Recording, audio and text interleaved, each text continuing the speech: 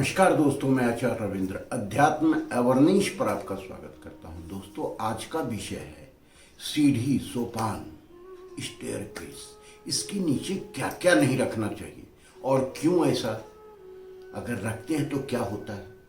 तो ये सारी जानकारी आपको इस वीडियो में मिलेगा। वास्तुशास्त्र के अनुसार कोई भी निर्माण आपके घर में आपके ऊर्जा को, सकारात्मक ऊर्जा को या नकारात्मक ऊर्जा को बढ़ाता है। अगर सही जगह पर कोई निर्माण हो गया तो वह सकारात्मक ऊर्जा को बढ़ाता है, जो आपके जीवन में सुख, समृद्धि और आर्थिक उन्नति देता है।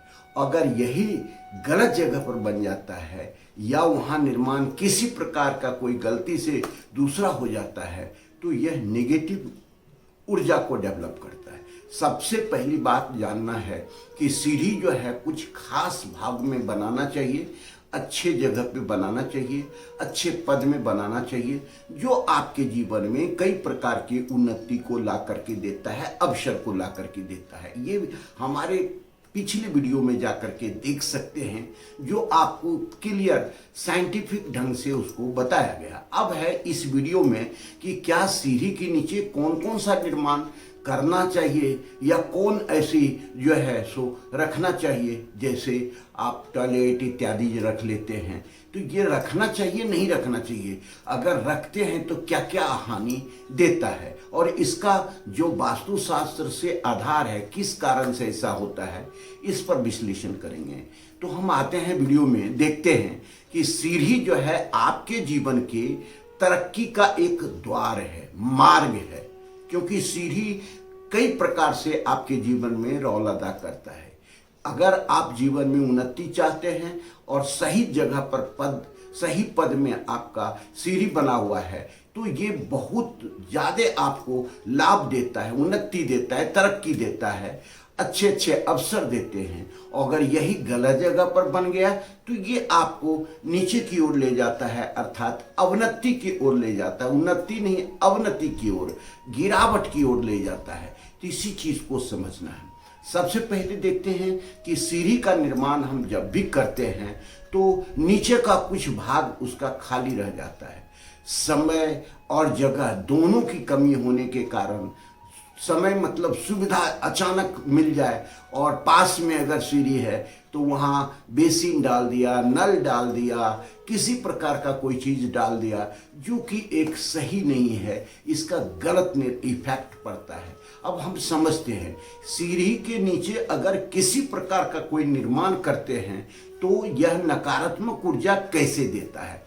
सबसे पहली बात है कि जब भी हम कोई चीज़ का निर्माण करने जाते हैं या वहाँ बना देते हैं तो उसकी सर सफाई, देख रेख नहीं हो पाता है।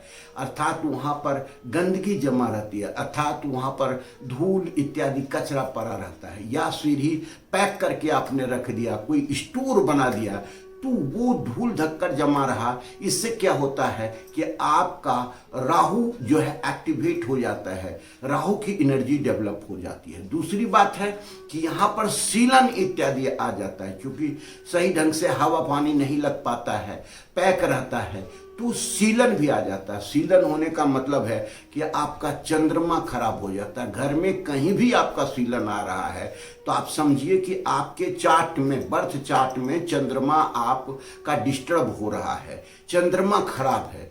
तो ऐसी स्थिति में हम चंद्रमा को मजबूत करना चाहते हैं, अच्छा करना चाहते हैं। चंद्रमा कई चीज अच्छे फल देता है, तो यही चीज को ध्यान में रख करके कभी भी जो सीढ़ी के नीचे है ये सब चीज का निर्माण नहीं करना चाहिए। दूसरी बात है कि यह नेगेटिव एनर्जी को डेवलप करता है। नेगेटिव एनर्जी को डेवलप करता है अर्थात दो प्रकार की एनर्जी है। घर में अगर पॉजिटिव एनर्जी है तो वह कई लाभ देगा, अगर घर में नेगेटिव एनर्जी है तो कई हानि देगा और आपको समस्या में ले जा करके छोड़ देगा। तो ऐसी स्थिति को ही समझना आपको आवश्यक है। अब यहाँ पर क्या क्या चीज का निर्माण नहीं होना चाहिए, जैसे पूजा घर। कई लोग अभी जो है सो पूजा रूम बना देते हैं, सीढ़ी कहीं जगह नहीं है तो चलो पूजा रूम बना देते हैं। नहीं, पूजा रूम एक पॉजिटिव एनर्जी डेवलप करने वाला क्षेत्र कहलाता है। और अगर सीढ़ी के नीचे कर देते हैं तो सीढ़ी के नीचे ऑलरेडी नेगेटिव एनर्जी डेवलप होता है। तो क्योंकि ऊपर से लोग आते जाते हैं, जूते चप्पल गंदगी लेकर के जाते आते हैं, और सीढ़ी का जो है सो नीचे अगर पूजा रूम बना दिए तो वो नेगेटिव इफेक्ट देने लगता है। अर्थात जितना पवित्र जगह पर आपको पूजा रूम रहेगा घर में, उतनी सकारात्मक ऊर्जा आपकी ऑटोमेटिक डेवलप होगा। इसलिए ईशान कोण में पूजा रूम बनाने के लिए बताया जाता है, क्योंकि उसे हल्का रखा जाता है, साफ सुथरा रखा जाता है, खुला रखा जाता है, ये सारी चीज, और तभी वहां पूजा रूम बनाने के लिए कहा जाता है, ना कि आपको सीढ़ी के नीचे। तो ये गलत इफेक्ट देने लगता है, और आप घर में जो भी वास्तुशास्त्र से बना रहे हैं वह अच्छा प्रभाव देने के लिए बना रहे हैं, तो ये गलत हो जाता है। वहाँ पर किचन बना देते हैं तो किचन भी गलत है, क्योंकि खाना पवित्रता का, पोषक का जो है न्यूट्रिशन को ध्यान में रख करके बनाया जाता है, हाइजीनिक ध्यान में रख करके बनाया जाता है, और ऊपर से गंदगी आवागमन होगा तो वह नेगेटिव एनर्जी को डेवलप करेगा। तो कभी वहाँ किचन भी नहीं बनाना चाहिए।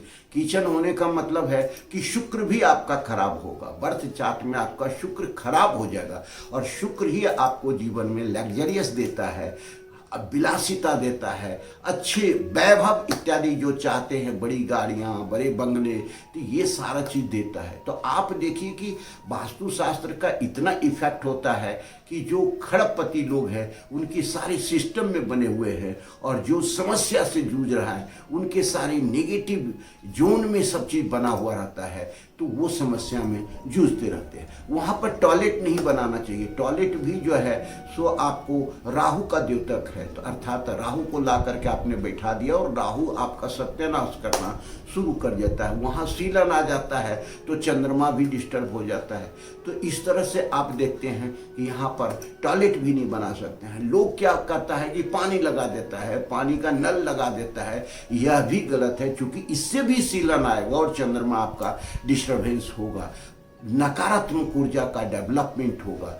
तो इस तरह से स्टोर रूम नहीं बनाना चाहिए, पूजा रूम नहीं बनाना चाहिए, किचन नहीं बनाना चाहिए, पानी का सिंक इत्यादि का नहीं बनाना चाहिए, और इस तरह से बहुत सारी चीज़ है। अब देखिए कुछ लोग क्या होता है, अग्नि के जो है इन्वर्टर इत्यादि ये सब रखता है, इससे भी गंदगी डेवलप होता है और शीलन इत्यादि आता है, अग्नि भय इत्यादि का प्रभाव होने लगता है, शुक्र खराब होता है, मंगल खराब हो जाता है।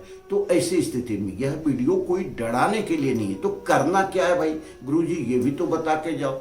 करना है वह जितना इंटीरियर डिजाइनिंग से डेकोरेट करके रखें, लाइट की व्यवस्था बहुत रखें, सफाई की व्यवस्था वहाँ ज़्यादा रखें, हरे पौधे कुछ लगा करके रखें, इंडोर जितने भी प्लांट्स हैं वहाँ थोड़ा बहुत लगा सकते हैं, ताकि जो सीढ़ी के नीचे निगेटिव एनर्जी डेवलप होने वाला है उसको हम पॉजिटिव में बदल करके तो घर में सकारात्मक ऊर्जा को हम कैसे डेवलप कर सकते हैं। तो ये छोटा सा वीडियो आपके जीवन में काफ़ी काम आ सकता है, आपके मित्र मंडली में भी ये काम आ सकता है। आप शेयर भी करके ये ज्ञान को, ये विद्या को दूसरे तक पहुंचाएं और जीवन में इसका उपयोग करें। किसी प्रकार का कोई प्रश्न है कमेंट बॉक्स में आकर करें, 1 सेकेंड में आपको जो है इसका जवाब मिलेगा और आपको सही सलाह मिलेगा। धन्यवाद, फिर मिलते हैं अगले वीडियो।